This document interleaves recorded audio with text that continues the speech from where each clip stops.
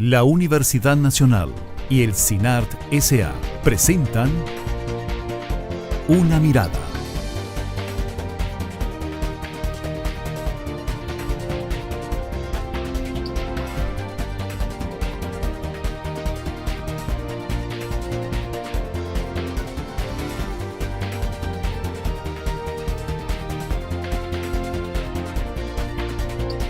Una Mirada.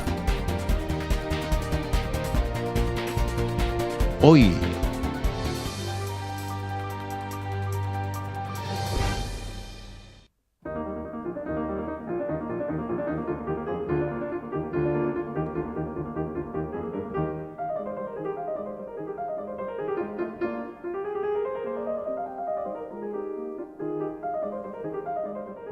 Al cumplirse los 100 años de la celebración del Día Internacional de las Mujeres, sin duda alguna uno mira grandes avances importantes en materia de derechos. Sin embargo, el ejercicio de esos derechos es lo que yo siento que hay todavía una gran brecha.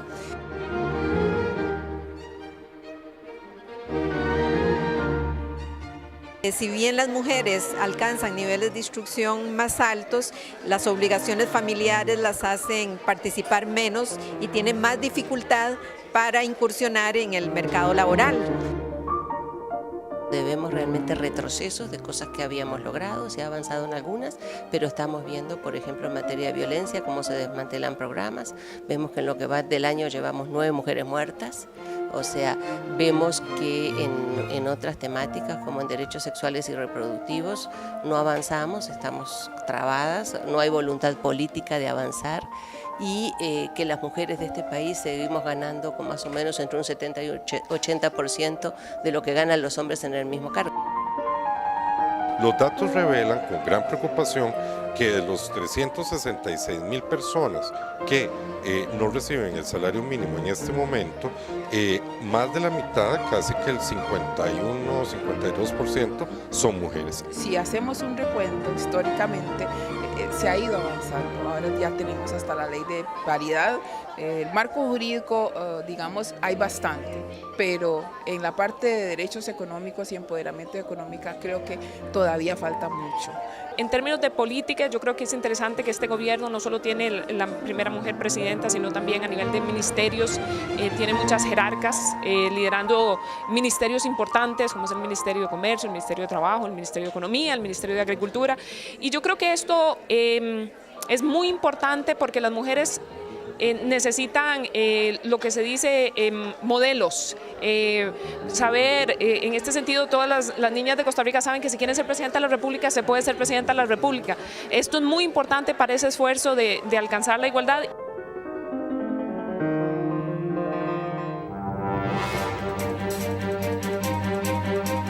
Hola, ¿qué tal? Bienvenidos a una edición más del programa Una Mirada, una producción de la Universidad Nacional y el CINART S.A. Mi nombre es Maribel Quiroz, soy la directora de la Oficina de Comunicación de la Universidad Nacional y le acompañaré una vez más en la siguiente hora con el análisis de un tema que debería convocarnos a la reflexión siempre, pero particularmente en este mes de marzo en que se conmemora el centenario del Día Internacional de la Mujer. Y por eso hoy vamos a hablar de qué tanto hemos avanzado en materia de derechos y equidad las mujeres en Costa Rica. Y para analizar este tema contamos hoy con la presencia de Carmen Ulate, quien es la directora del Instituto de Estudios de la Mujer de la Universidad Nacional. Muchas gracias, Carmen, por acompañarnos. Muchas gracias por la invitación, Maribel. También nos acompaña Ana Elena Chacón, quien es consultora de Deloitte y además es asidua defensora y estudiosa del tema de la mujer. Muchas gracias, Ana Elena, por estar una vez más aquí en Una Mirada. Como siempre, un honor. Y nos acompaña también una vez más otra asidua colaboradora de Una Mirada en esta materia de los temas relacionados con el género y la mujer, Yolanda Delgado, directora ejecutiva del Instituto Nacional de las Mujeres. Muchas gracias por estar con nosotros. Un placer estar acompañando. Muy bien. Tal vez antes de iniciar, dado que este programa lo estamos realizando en el marco de la conmemoración del centenario del Día Internacional de la Mujer, me gustaría que compartiéramos con la audiencia en qué consiste esta conmemoración, porque hoy lo vemos como una celebración del Día de la Mujer, un día en que las mujeres de alguna forma nos sentimos particularmente homenajeadas, pero creo que muy pocas conocen el trasfondo de esta celebración. Tal vez, Yolanda, usted nos puede ayudar a contar cuál es la historia detrás de esta conmemoración. Sí, bueno, básicamente la conmemoración se origina en una lucha importante que mujeres dieron en la época de principios del siglo pasado en relación con los derechos laborales, ¿verdad? Básicos que disfrutamos ahora como si nada, pero que fueron luchas fuertes. Fundamentalmente nos recuerda la muerte de las obreras textileras en Nueva York. Ellas estaban en una huelga, ¿verdad? Luchando por un horario digno, por un salario digno, ¿verdad? Por un trabajo de calidad. Y estando en la fábrica fueron encerradas, ¿verdad? Y la fábrica fue incendiada y las obreras murieron. Ese es un primer evento fuerte, ¿verdad? Importante, que impacta grandemente la represión en la lucha de derechos, ¿verdad? Que ahora nos pueden parecer algo que disfrutamos simplemente. Posteriormente, 4 años después, la Conferencia Internacional de la Mujer declara ese día, ¿verdad? Porque ese día fue el día que se produjo ese incidente, el 8 de marzo como el Día Internacional de la Mujer, que es acogido en nuestro país, ¿verdad? Y desde entonces se ha conmemorado como una fecha de lucha por los derechos de las mujeres, no solo en el ámbito laboral, sino por los derechos de las mujeres, ¿verdad? La no discriminación y a la igualdad de oportunidades. Definitivamente, entonces, es un día que más que de flores y chocolates, es un día para reflexionar sobre esas reivindicaciones que han dado las mujeres a lo largo de la historia, particularmente con base en una historia tan dolorosa como esta que usted nos comenta, una historia real, que nos motiva a reflexionar aún más sobre las cosas que hemos logrado, pero particularmente las cosas que tenemos pendientes. Sí, es importante, digamos, analizar un poco la historia también, ¿verdad? Antes de entrar, desde cuándo las mujeres empezamos a demandar por nuestros derechos. Cuando una sociedad es permisiva en materia de que los derechos de los hombres y las mujeres son diferentes, es una sociedad en donde la violencia se ve como algo permitido, en donde la discriminación se ve como algo normal, pero a través de los siglos, y es decir, a través de cientos de años, las mujeres han estado en posiciones muy complicadas para alcanzar derechos que nos lleven a la justicia y a la igualdad. Y siguen dándose luchas muy importantes a través de los años, hasta que a principios del siglo XIX, por primera vez en el mundo, y fue Suecia, más bien estoy hablando a finales del siglo XIX, un país quitó de su código penal que se podía pegar a las mujeres, es decir, era permisivo pegarle a las mujeres, y este país fue Suecia. Y hay que ver que a principios del siglo XX, casi que el resto de los países europeos tenían dentro de sus códigos penales la posibilidad de pegarle a las mujeres, y ni hablar dentro de los códigos que nos regían a los países latinoamericanos y especialmente a Costa Rica. Y precisamente parte de esta historia, muchas otras más que duraríamos muchísimo tiempo en contársela a las personas que nos acompañan, es lo que ha motivado la investigación y el estudio del tema de la mujer y particularmente del género, ¿no es así, Carmen?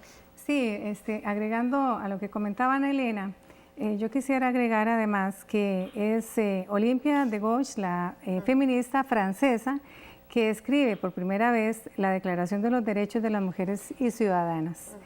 En esa declaración ella hace referencia a los derechos de las mujeres a tener propiedad y administrar la propiedad, al derecho al trabajo y en igualdad de condiciones con las mujeres, el derecho a la educación, es decir, realmente una mujer muy visionaria y muy pionera en la defensa de los derechos de las mujeres que, como ella comentaba, efectivamente le cuesta su cabeza. Y bueno, la Universidad Nacional no ha querido quedarse fuera de esta misión que tiene, este mandato que tiene por la defensa de los derechos de las mujeres. Y precisamente desde hace más de 20 años ha venido trabajando por la defensa del cumplimiento de estos derechos de las mujeres en igualdad de condiciones con los hombres y las mujeres, entre hombres y mujeres. Y con ese fin se creó el Instituto de Estudios de la Mujer, que tiene como misión la ruptura, a lograr rupturas ideológico-culturales con la finalidad de lograr la equidad de género.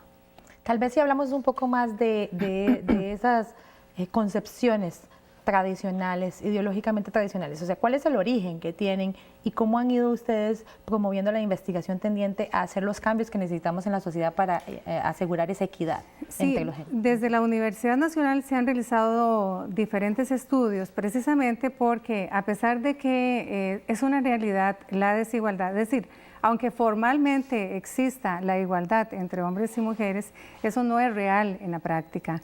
Entonces se han tenido que realizar diferentes investigaciones, ¿verdad?, para poder demostrar que efectivamente esa desigualdad existe en la práctica. Y ahí se ha trabajado en violencia, por ejemplo, investigaciones sobre violencia, qué es lo que ocurre en el caso específico de hostigamiento sexual, en donde la mayoría de las víctimas son las mujeres. En violencia intrafamiliar también en la comunidad universitaria se ha investigado y se ha determinado que aunque en la etapa de la niñez hombres y niñas y niños sufren en iguales condiciones la violencia, conforme van creciendo en edad se va abriendo la brecha y quienes más van padeciendo de la violencia son las mujeres. Yo quisiera nada más acotar algo importante. Naciones Unidas nos dice que 1 de cada 3 mujeres sufrirá violencia en el mundo en el siglo XXI y que no hay una población que tenga mayores problemas que las mujeres con el tema de la violencia que sufren solo por el hecho de ser mujeres. Esto nos lleva entonces a replantearnos cómo vamos a hacer desde un país, desde la investigación, desde la política pública, desde los medios de comunicación, para destruir estos miles de años de dominación en donde desde el cuerpo hasta las decisiones de las mujeres pasaban por otros.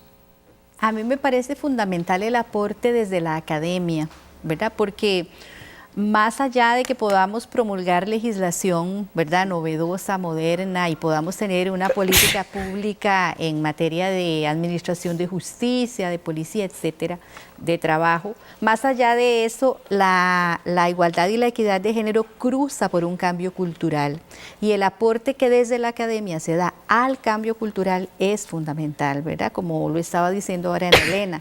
O sea, no es una tarea sencilla, es transformar las mentes, los corazones de las gentes, de los hombres y de las mujeres, ¿verdad?, para romper con una tradición milenaria de desigualdad.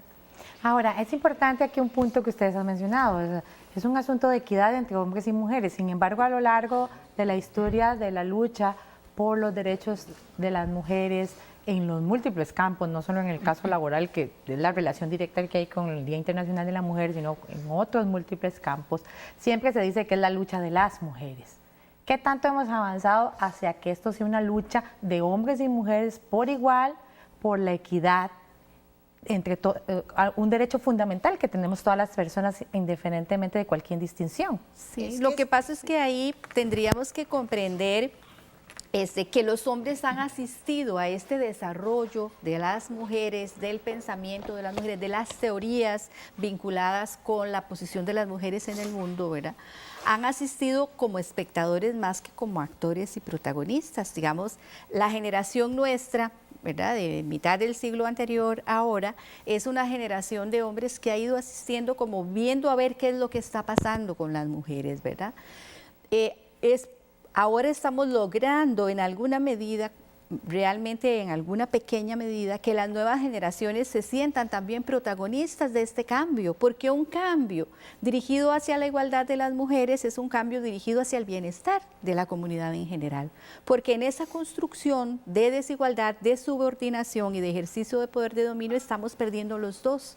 Entonces es muy importante dirigir el discurso en ese sentido, que los hombres se sientan comprometidos ellos también en esa sociedad de una mejor calidad de vida en general para todos y todas, que significa reconocer los derechos de las mujeres, pero la otra cosa más dolorosa para el género masculino es que significa renunciar a privilegios, ¿verdad? ¿Cuánto está dispuesto un hombre a renunciar a privilegios de ser servido, cuidado, nutrido por una mujer y empezar a pensar que él también tiene que poner un poco de su parte? Y necesariamente significa una ruptura, ¿verdad?, de esos privilegios también personales, no solo sociales y económicos y políticos. Ana Elena, ¿usted quería decir algo? Sí, es que me parece que es interesante ver que en el derecho antiguo el hombre poseía a la mujer. Es decir, así era como nos describían, y eso es lo que estamos cambiando. El hecho de decirles que ya no somos una posesión, que ahora las mujeres tenemos que vivir en un lugar igual, y Simone de Beauvoir lo decía muy claramente en su libro El segundo sexo, es poder imaginar nuestro proyecto de vida igual que lo imaginaría un hombre. Es poder imaginarnos protagonistas de nuestro propio destino. Porque en Costa Rica, hasta la mitad del siglo, bueno, a principios del siglo XX, nosotros teníamos un código que nos decía que la mujer pertenecía a su padre y al momento de casarse pertenecía a su marido. Es decir, siempre fuimos una posesión. Toda esta ruptura la hemos ido haciendo con muchísimo esfuerzo, pero sobre todo hoy hay que destacar aquí las acciones de los movimientos de las organizaciones de las mujeres feministas. Bueno, pero eso lo vamos a dejar para el segundo segmento porque es el tema precisamente que vamos a discutir. ¿Qué hemos hecho? ¿Qué hemos logrado? Antes de ir a la pausa, Carmen. Sí, yo quería hacer referencia a lo que estabas planteando en relación por qué hablamos de derechos de las mujeres, ¿verdad? Porque incluso se comenta mucho, pero más derechos, de las mujeres quieren más derechos. Bueno, porque aunque formalmente exista la igualdad entre hombres y mujeres, en la realidad eso no ocurre. ¿Por qué? Porque la ley parte de un paradigma de hombre, de un modelo de hombre, ¿verdad? Y cierto hombre además, ¿verdad? El hombre que tiene cierta orientación sexual, que tiene cierta clase, pertenece a cierta etnia, a cierta comunidad, ¿verdad? Y quien no se asemeje entonces a ese paradigma es discriminado y es tratado de manera desigual. Entonces, aunque se diga que todas las personas seamos iguales ante la ley, hay que luchar por la defensa de los derechos de las mujeres porque en la práctica no se cumple. Y precisamente para motivar la discusión es que Una Mirada visitó el Instituto Nacional de Estadística y Censo, donde María Elena González nos comentó cuáles son los principales problemas que enfrentamos las mujeres en Costa Rica desde las estadísticas que continuamente ellos estudian. Vamos a ver qué resultó. Si bien las mujeres alcanzan niveles de instrucción más altos, las obligaciones familiares las hacen participar menos y tienen más dificultad para incursionar en el mercado laboral. Ahí es donde nosotros entonces vemos que las mujeres andan con tasas de desempleo alrededor del 9,5–10%, mientras que la de los hombres son del 6,5–7%. O sea, hay diferencia. Lo mismo la tasa de participación de ocupación de los hombres son arriba del 70%, mientras las mujeres anda por el 38% la tasa de participación económica, evidenciando una mayor dificultad para incursionar en lo que es el trabajo. Adicionalmente también los indicadores nos dicen que para muchas ocupaciones las mujeres siguen ganando salarios menores, tal vez no porque se le pague menos por ser mujer, pero sí por tener menos posibilidades y tiempo para tener más capacitación y puestos de mejor nivel, ¿verdad? Bueno, a mí me parece fundamental dos aspectos. Uno, en la dirección donde está trabajando el gobierno, de que haya realmente una red de cuidado.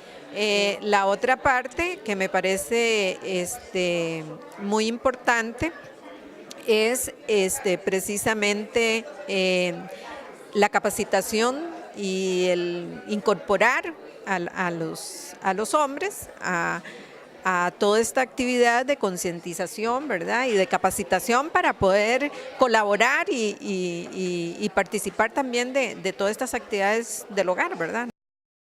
Estos son algunos de los múltiples indicadores que estudia el INEC en materia de género.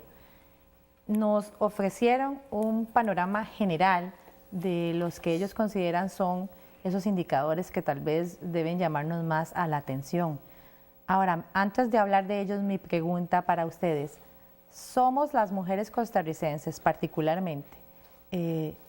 ¿Estamos conscientes de nuestra situación en particular, de qué tanto hemos avanzado y qué tanto tenemos pendientes, o sigue siendo un tema de discusión principalmente de ciertos grupos de población que han tenido acceso a mayor educación en este sentido o a mayores actividades de capacitación, como ya mencionaba. Hablemos particularmente de las mujeres, porque al hablar también de la conciencia nacional que incluye a hombres y mujeres, pues es otro tema.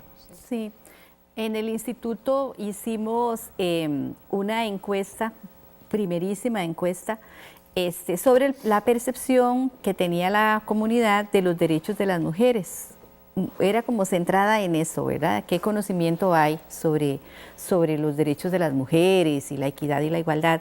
Muy interesante, ¿verdad? En términos de que la colectividad en general, en un porcentaje importante, ¿verdad?, superior al 70%, reconoce que es importante trabajar en los derechos de las mujeres, que hay desigualdad, por ejemplo, que el machismo influye en que haya violencia. Entonces, nosotras desde el instituto sí pensamos, ¿verdad?, que se ha calado en la comunidad en general y en las mujeres sobre la apropiación y la información de que hay derechos, de que hay legislación y que pueden recurrir a ella, o podemos las mujeres recurrir a ella. En ese sentido, hablando, qué sé yo, de los últimos 20 años, ¿verdad? Yo tengo 20 años más o menos de trabajar en derechos humanos de las mujeres, una podría decir que sí hay una mayor información, hay una mayor apropiación, ¿verdad?, desde el punto de vista de los recursos y los mecanismos que hay para acceder a los derechos. Distinto es si hablamos de la exigibilidad, ¿verdad?, que ese ya es otro tema. Bueno, ¿cuánto está el país ofreciendo y dando a las mujeres para que realmente esa exigibilidad sea, ¿verdad?, concreta, eficaz, oportuna? Yo no creo que todas las mujeres de este país sepan cuáles son sus derechos, y expresamente ni siquiera, como muy bien lo plantea Yolanda, la exigibilidad de los mismos. Me parece que estamos viviendo momentos muy desafiantes. Cuando yo veo a la ministra de Planificación que dice que lo que tenemos ahora es una gran identificación de mujeres en puestos de toma de decisiones, y que con solo eso ya las mujeres pueden reflejarse para aspirar desde niñas a llegar a ellos, me parece que falta la verdad. Porque no necesariamente lo único que ocupamos son mujeres, sino mujeres con conciencia de lo que le está ocurriendo a las mujeres. En este primer par de meses del año han matado a 9 mujeres, más que en ninguna vez en ese periodo de 2 meses. Es decir, han muerto mujeres a manos de sus compañeros realmente abismalmente en 2 meses. Sumándose a las cifras alarmantes del año pasado. Sumándose a las cifras, pero digamos, este año no es halagüeño. Seguimos teniendo una inequidad en materia salarial. Y eso no solo nos lo dice el INEC, sino que nos lo refleja todos los años también el Estado de la Nación, y muy probablemente todos los estudios académicos estén por ese tema. El tema de la red de cuidado, yo quiero saber a qué porcentaje total de las mujeres le estamos resolviendo su problema del cuidado. Y estoy diciendo, hay que resolvérsela a las mujeres, porque ha sido un problema tradicional de las mujeres. Las mujeres somos cuidadoras de las personas con discapacidad, de las personas menores de edad, de las personas adultas mayores. ¿A qué porcentaje realmente le estamos llegando? ¿Y cuánto de ese porcentaje entonces nos va a servir para disminuir ese 10% de desempleo abierto que muy bien nos relataban ahora, cuando los hombres están teniendo un 5% de desempleo? Un 6% de desempleo, porque ha estado subiendo en este último año. Es decir, nos falta mucho más que la cosmética para llegar a decir realmente tenemos una sociedad más justa, porque cuando planteabas la última respuesta antes de irnos a comerciales, decías que sí, tiene que ser esto una lucha de mujeres o tiene que ser una lucha de hombres y mujeres. Esto tiene que ser una lucha de una sociedad que quiera reflejarse en una sociedad más justa, más inclusiva, y yo siempre repito lo mismo, más feliz. El día que logremos sacar todos estos esquemas de que el macho es el poderoso y la mujer es la sumisa, y podamos vernos como iguales, vamos a hacer una sociedad más feliz, donde nos permitamos mucho más el disfrute entre seres humanos y no las relaciones de poder entre seres humanos. Pero también hay que ver que las tasas se nos han disparado en materia de violencia sexual, en materia de violencia intrafamiliar, también en materia de hostigamiento sexual. Hostigamiento laboral también. Hostigamiento laboral que ni siquiera está regulado y normado, ¿verdad? Entonces tenemos grandes desafíos por delante, y yo quisiera también en algún momento hablar sobre uno de los mayores desafíos que tienen las mujeres, y es tener una política clara en materia de salud sexual y salud reproductiva, que este gobierno no lo he visto hablar de eso.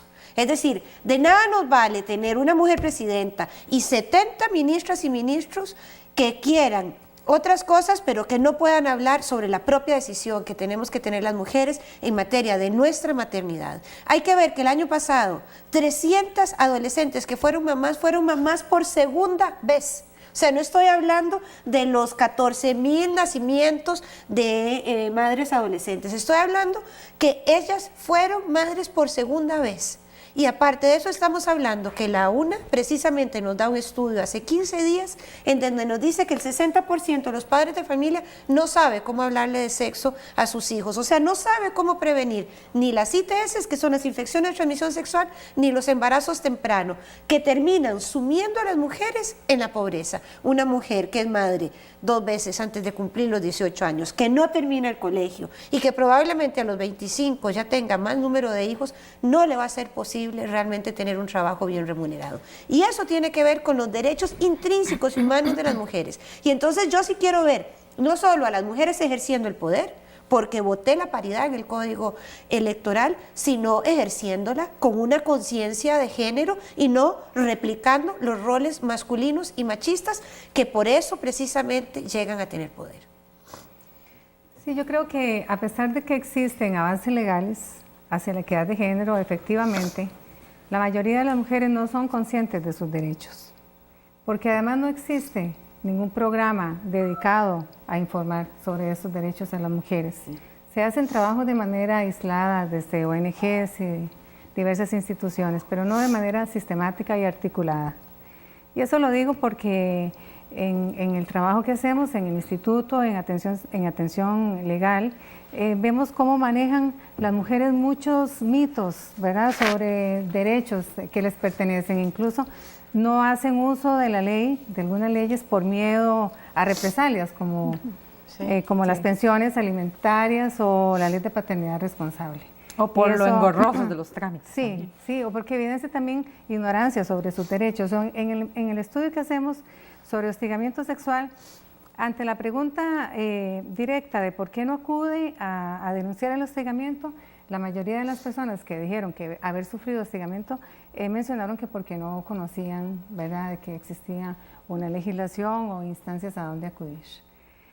Y además porque existe una educación también muy sexista, una educación que le dice a niñas y a niños, esos son sus roles, ¿verdad? No hay una educación desde la primaria y la secundaria en ese sentido, de educar a las niñas y a los niños, a las jóvenes, a los jóvenes, sobre sus derechos y sobre cómo construir sociedades equitativas y justas. Y todavía más preocupante que pasamos, como decía yo en un programa anterior, que yo todavía me sigo cuestionando cuál es el trasfondo de esto. Hemos pasado en nuestra sociedad de la típica mujer de mamá amasa la masa, que aprendimos muchos en la escuela, a la mujer objeto sexual que se vende como mercancía en todos los medios de comunicación de este país por la libre. O sea, prácticamente no hay ningún tipo de regulación de este tipo. Y cuando alguien pega el grito al cielo es por algo que viene de afuera. Sí. Porque lo de afuera sí es malo, las narconovelas sí son malas, pero no lo que nos encontramos en las pulperías, en los supermercados, y hasta nos llega así a las 6 de la mañana calientito, en formato de periódico a las puertas de las casas. De eso nadie dice nada. Sí, sí, en ese sentido incluso la legislación costarricense es bastante frágil, ¿verdad?, en el sentido de poder lograr una mayor regulación de este tipo de contenidos, que lo que hacen es aportar y abonar a lo que hablamos en el primer segmento, ¿verdad?, a seguir legitimando los estereotipos, ¿verdad?, los estereotipos de género, y no colaboran en una transformación sociocultural que requerimos tanto para poder realmente lograr tener una sociedad, ¿verdad?, más igualitaria en términos de género, bueno, y en los demás, ¿verdad? En términos de entendernos y respetarnos desde nuestras diferencias étnicas, etcétera. Yo sí creo que nuestro país ha logrado importantes avances en materia de derechos humanos de las mujeres, como lo decía antes, ¿verdad? Incluso, bueno, nosotros pensamos que un logro muy importante es tener un mecanismo nacional, ¿verdad?, que pueda liderar un proceso como es el proceso de la política de igualdad y equidad de género, ¿verdad?, de poder tener una institución, ¿verdad?, que pueda liderar ese proceso y que pueda establecer una serie de coordinaciones en búsqueda de respuestas públicas más articuladas y más consolidadas. Evidentemente, bueno, la promulgación de la política marca un hito en la historia de los derechos humanos de las mujeres en ese sentido, pero sí requiere, ¿verdad?, de un apoyo importante de todos los sectores involucrados y de un compromiso que estamos hablando aquí, de salud, de educación y del sector productivo de este país, que incluye desde el Ministerio de Trabajo, ¿verdad?, hasta lo que tiene que ver con cómo se resuelven y se inscriben y se definen los presupuestos públicos en esta materia. Sin embargo, bueno, desde la institución nosotras abonamos y trabajamos muy profusamente y con muchos recursos en el programa que llamamos de promotoras de los derechos de las mujeres, ¿verdad?, que es constituyendo a otras mujeres en informantes de otras mujeres, ¿verdad?, porque es así como las mujeres hemos logrado en gran medida nuestras luchas, ¿verdad?, o sea, de los soportes institucionales y desde lo público, cómo eso se genera en una red social, ¿verdad?, compuesta por mujeres que están ayudando y apoyando mujeres, precisamente ¿verdad? de la importancia de esa cooperación interinstitucional y intercomunitaria y de todas las personas que conforman el país, nos comentaron los representantes de la Organización Panamericana de la Salud, la Universidad Nacional y la Universidad de Costa Rica, quienes comentaron a una mirada sus opiniones respecto de la situación actual de la mujer costarricense, qué hemos hecho y qué nos falta por hacer. Mira, en términos generales yo diría que al cumplirse los 100 años de la celebración del Día Internacional de las Mujeres, sin duda alguna uno mira grandes avances importantes en materia de derechos. Sin embargo, el ejercicio de esos derechos es lo que yo siento que hay todavía una gran brecha. Aún tenemos grupos de población de mujeres que no acceden a servicios de salud, que no acceden a crédito, que no tienen oportunidad de estudiar. Ha sido una larga lucha afianzar derechos de las mujeres, y afianzar derechos de las mujeres no siempre es sencillo. Por eso estamos en una encrucijada bastante complicada, donde vemos realmente retrocesos de cosas que habíamos logrado, se ha avanzado en algunas, pero estamos viendo, por ejemplo, en materia de violencia, cómo se desmantelan programas. Vemos que en lo que va del año llevamos 9 mujeres muertas. O sea, vemos que en otras temáticas, como en derechos sexuales y reproductivos, no avanzamos, estamos trabadas, no hay voluntad política de avanzar, y que las mujeres de este país seguimos ganando con más o menos entre un 70 y 80% de lo que ganan los hombres en el mismo cargo, es decir, queda mucho por luchar todavía. Pero día con día las mujeres nos vamos empoderando más de qué podemos hacer, hasta dónde podemos llegar y cuál es el espacio que podemos abrir.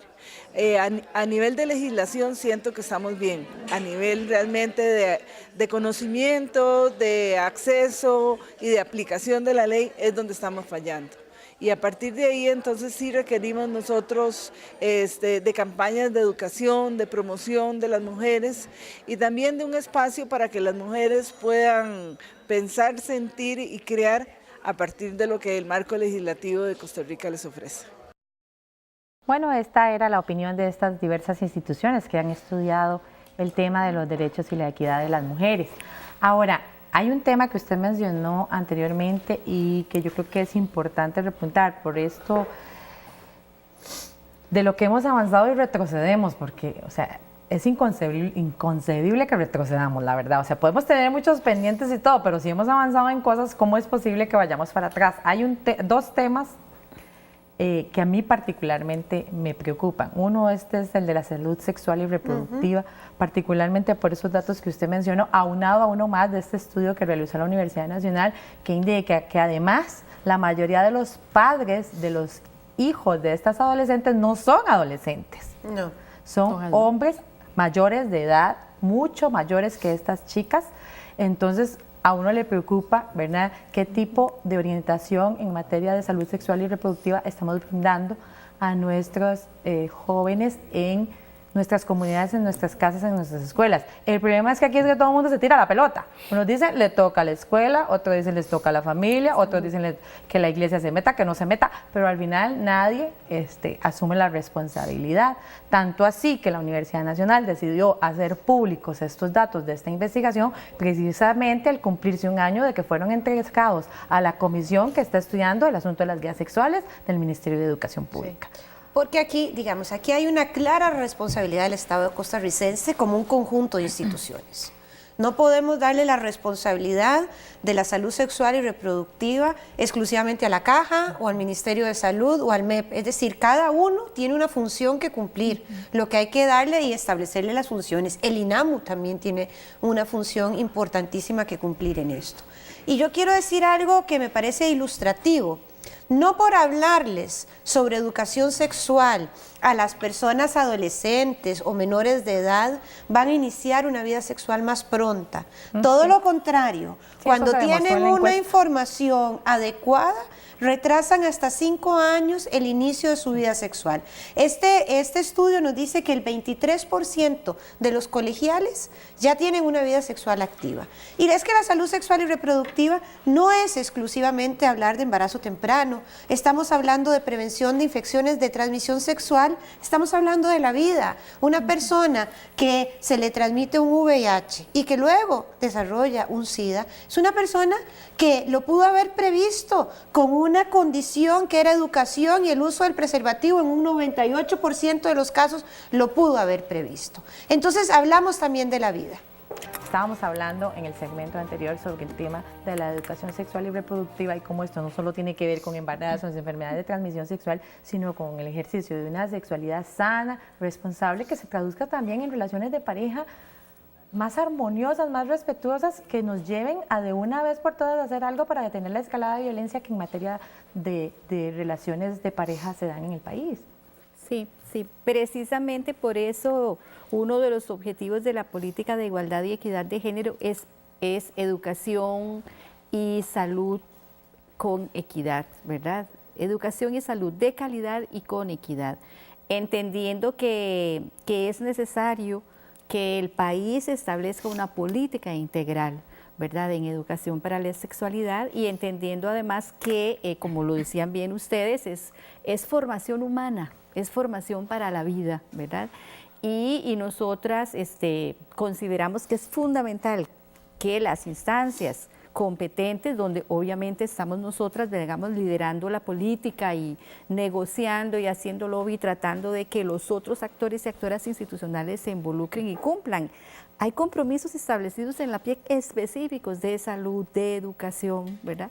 Vinculados con esa búsqueda de realmente dibujar una política integral que comprenda las bases fundamentales de lo que significa poder tener una vinculación sana entre los hombres y las mujeres desde muy temprana edad y poder construir un proyecto de vida en búsqueda de éxito, ¿verdad?, de salud y de calidad de vida en general para los chicos y las chicas. Y definitivamente el rol de la educación es fundamental. Sí, definitivamente la responsabilidad que tienen las universidades en la educación, en las carreras de educación, de fomentar currículums con enfoque de género, desde la perspectiva de los derechos humanos y de la diversidad, es fundamental. Porque lo que está ocurriendo es que, perdón, en las carreras de educación se están reproduciendo los roles tradicionales desde un estereotipo, ¿verdad? No hay avances hacia una educación desde los derechos humanos. En eso estamos fallando como universidades y como universidades de la academia tenemos ese reto. Hay un tema que siempre lo repito en este programa y es el de que la PRIEC en realidad es una política maravillosa, tiene un plan de acción también, es decir, está bien hecho, tiene metas concretas y necesita un ingrediente que parece difícil de alcanzar a veces, que se llama voluntad política, ¿verdad? Porque tienen muchas instituciones que convergen en esto. Y mientras los gobiernos no le den a la mujer un lugar en el Consejo de Gobierno para que hable de tú a tú con los ministros y exija y golpee la mesa de lo que está ahí firmado como un compromiso de Estado, el asunto va a ser más difícil. Y esta administración podrá tener mujeres ministras, pero no tiene una ministra de la condición de la mujer. Y eso nos llama la atención en qué lugar estamos. El día que se firmó la PRIDE, me acuerdo que fue un 8 de marzo, ¿verdad? Y la firmó don Oscar Arias. Y no mucho pasó cuando llegó el 1 de mayo y dio su discurso del 1 de mayo. Y yo lo leí con mucho detenimiento y lo seguí con mucho detenimiento y no mencionó la palabra mujer una sola vez en su discurso del 1 de mayo. No lo mencionó y ahí está para la historia, un documento público, se puede ver. Entonces, es un tema de que no todo, o sea, yo siempre digo, ojalá todos los días sean 8 de marzo, porque todo el mundo se rasga las vestiduras ese día. Todas las mujeres salen a defender los derechos de las mujeres y se habla de eso porque es el día que está en boga el tema del Día Internacional de las Mujeres, y quiero decir que esto nace como el Día Internacional de la Mujer Trabajadora, porque nace exigiendo derechos laborales para las mujeres trabajadoras, pero después se les olvida. Exacto. Entonces no estamos en el tapete de la toma de decisiones. Cada decisión que se toma en el país tiene implicaciones para las mujeres. El día que en el país aprendamos a presupuestar con presupuestos sensibles al género, que nos permiten medir desigualdades, realmente vamos a tener un país mucho más justo y a lo mejor hasta mejor presupuestado. Pero hoy en día no se presupuesta pensando en el impacto que se tiene hacia las mujeres. Y sobre ese cuestionamiento que usted realiza sobre las políticas gubernamentales, Una Mirada le consultó a la ministra de Planificación, al viceministro de Trabajo y a la presidenta del Instituto Nacional de las Mujeres sobre los trabajos que están realizando en materia de mujer, derechos y género. Vamos a ver. Hay un ranking que saca el Foro Económico Mundial donde compara la posición de todos los países del mundo en relación a los derechos y oportunidades que tiene la mujer, y nuestro país queda relativamente bien rankeado, queda uno de los países donde se ha avanzado bastante, y en particular en América Latina se han logrado muchas cosas. Esto no quiere decir que no tengamos mucho por hacer en materia de salarios. Tenemos todavía que lograr que pues igual trabajo, igual paga, en eso todavía hay diferencias, pues esta es una diferencia no solo a nivel de Costa Rica, sino a nivel mundial. Tenemos que lograr eso, tenemos que, yo creo que también darles mayor facilidades para que la mujer que trabaje no tenga problemas para cuidar a los niños, de ahí la importancia, por ejemplo, del programa de Red de Cuido. Hemos logrado avanzar mucho políticamente en cuanto a espacios de participación política. Las mujeres todavía hay mucho que hacer, eso no quiere decir que no hay mucho que hacer en el sentido de, por ejemplo, desde los partidos, el financiamiento, todas esas cosas, pero si hacemos un recuento históricamente, se ha ido avanzando. Ahora ya tenemos hasta la ley de paridad, el marco jurídico, digamos, hay bastante, pero en la parte de derechos económicos y empoderamiento económico creo que todavía falta mucho. Aunque la mujer haya obtenido un empleo de calidad y un empleo decente, acuñando el término de la OIT, no necesariamente, ¿verdad?, reciben el salario mínimo. Es más, los datos revelan con gran preocupación que de los 366,000 personas que no reciben el salario mínimo en este momento, más de la mitad, casi que el 51-52% son mujeres. Es decir, en ese sentido, la campaña de salarios mínimos para el Ministerio de Trabajo representa una reivindicación de esos derechos, representa una visibilización del incumplimiento y también una información al patrono, etcétera.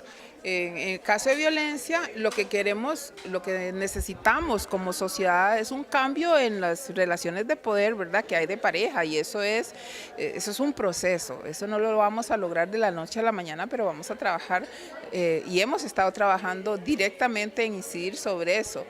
Mientras no logremos eso, va a ser muy difícil que todos los instrumentos que existen a nivel judicial ya no sea, digamos, necesario, por decirlo así. En este momento requerimos el marco jurídico legal penal precisamente para que las personas que caen en ese tipo de conductas sepan que es penalizado y pueden ir a la cárcel.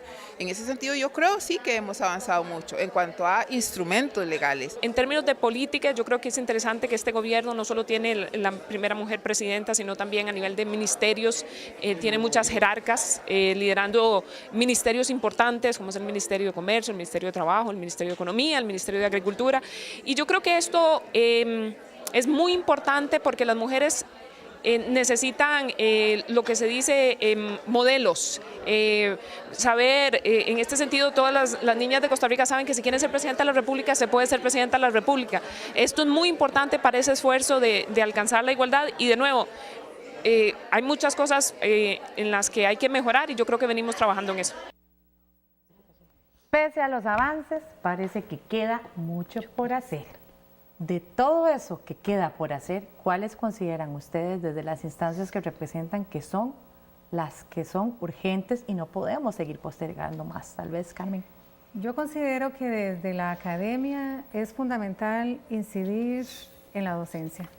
Y precisamente a raíz de un trabajo que realizó el IEN de promoción de una política para la igualdad y la equidad de género, el año pasado, Consejo Universitario la aprobó la política. Y me voy a permitir leer uno de los objetivos de la política, que es propiciar una cultura universitaria libre de discriminación y marginación de género por medio de la incidencia en la organización y gestión de la Universidad Nacional. Y uno de esos ejes específicos que me parece fundamental a raíz de lo que hemos estado aquí conversando es la transversalidad de género en la producción y promoción del conocimiento, y específicamente dice promover un currículo de formación profesional con la inclusión operativa de género con perspectiva humanista y de derechos humanos como ejes transversales. Queda pendiente que se pueda ejecutar esta política, igual que la PIEC a nivel nacional. Debe existir voluntad política de las autoridades universitarias y además de las autoridades de las unidades académicas para que permitan incidir en la malla curricular de las diferentes carreras e incluir estos ejes. O sea que el tema de la equidad y de la defensa de los derechos de las mujeres y de la toma de conciencia sobre esa necesidad de construir una sociedad más equitativa entre hombres y mujeres en conjunto por el bienestar de todos y todas esté presente en cada uno de los ejes de funcionamiento de nuestra sociedad en sus diferentes ámbitos. Así es. Sí, es importante ver, digamos, aquí nos hace falta retomar muchísimos programas de prevención, a pesar de que a veces dicen que las mujeres somos muy insistentes en el tema de la violencia por razones de género. No podemos dejar de ser insistentes cuando los cadáveres los hemos puesto las mujeres. No podemos dejar de decir y de denunciar que las mujeres sufren la mayor inseguridad ciudadana dentro de sus casas, en los ámbitos privados y no tanto en los públicos, y que en las tasas de femicidios, que hoy son catalogados así, pero que antes no lo era, sino eran los homicidios, las mujeres morían más, digamos, en un 97% los femicidios eran cometidos por parejas de ellas. Es decir, hay relaciones de poder que terminan con la vida de las mujeres y cada una de estas no es un indicador más, es una mujer que tenía un rol importantísimo que cumplir acá. La policía ha abandonado estos programas, la Caja Costarricense ha abandonado en alguna forma también sus programas de prevención. La sociedad se debe de construir ya desde otro paradigma y eso no va a ser una tarea en absoluto fácil para ninguno de nosotros. Pero quiero decir también que nosotros como Estado algún día tenemos que ser libres de dictar política pública sin la injerencia directa de la Iglesia Católica. Yo respeto y realmente en muchas ocasiones admiro los credos y las personas que se preocupan por el bien común, pero creo que el Estado debe ser un Estado laico para que se puedan tomar las políticas desde las necesidades y no desde las creencias de las personas. Sí, yo pienso que prioritario para el desarrollo de las mujeres es la autonomía económica de las mujeres. Sí. Las brechas en esta materia en nuestro país son realmente abismales, sea, las tasas de desempleo, de subempleo, las mujeres se insertan laboralmente con grandes desigualdades, ganando menos salarios, muchas en el sector informal. La pobreza de nuestro país tiene rostro de mujer y detrás de ellas hay familias, hay niños, niñas, hay personas adultas mayores, de tal manera que el Estado costarricense necesariamente tiene que asumir con claridad, con fuerza, con eficiencia, con una dirección clara, una política vinculada con el empleo de las mujeres y con el mejoramiento de su calidad de vida en la parte económica. Una mujer que vive violencia y que además tiene importantes necesidades económicas es una mujer que está atrapada, ¿verdad? En gran medida, las condiciones socioeconómicas en que ella se desenvuelve definen que tenga que quedarse en los ciclos de violencia y que termine siendo una víctima. Pero también es importante, aclarar que mujeres que no necesitan una sobrevivencia socioeconómica de su marido, es decir, que no necesitan el dinero, también permanecen en los ciclos de violencia. O sea, esto es algo también bien profundo en la construcción de nosotras las mujeres. Y quería agregar un tema: nosotras las mujeres somos el 50, a veces el 51% de la población, y de la riqueza del mundo manejamos el 10%. Así que ahí hay una estadística que nos deja pensando que necesitamos nuevos lugares para reinventarnos, para realmente llevar el progreso a la sociedad. Dele trabajo a una mujer y verá cómo sus hijos irán a mejores escuelas, tendrán una mayor educación, manejamos la economía, somos mejores pagando préstamos, etcétera. Pero necesitamos esos espacios y esos espacios todavía no son negados. Definitivamente, pues tenemos mucho que hacer, mucho hemos avanzado, pero definitivamente no podemos dormirnos en los laureles, como decían nuestros abuelos, y seguir trabajando. Decía mi abuela que el mundo era de los hombres. Pues ahora es de las mujeres y de los hombres. Así que es. a seguir trabajando. Muchísimas gracias a ustedes por estar con nosotros aquí en Una Mirada, y a ustedes por acompañarnos una vez más. Recuerden, si juntos, hombres y mujeres, trabajamos por la construcción de una sociedad más equitativa, definitivamente tendremos un mejor país para todas y todas, sin distingos de ningún tipo. Recuerden seguir Una Mirada en www.una.ac.cr/multimedia y también en nuestros perfiles de Facebook y Twitter. Muchas gracias por estar con nosotros. Lo esperamos la próxima semana. Que la pase muy bien.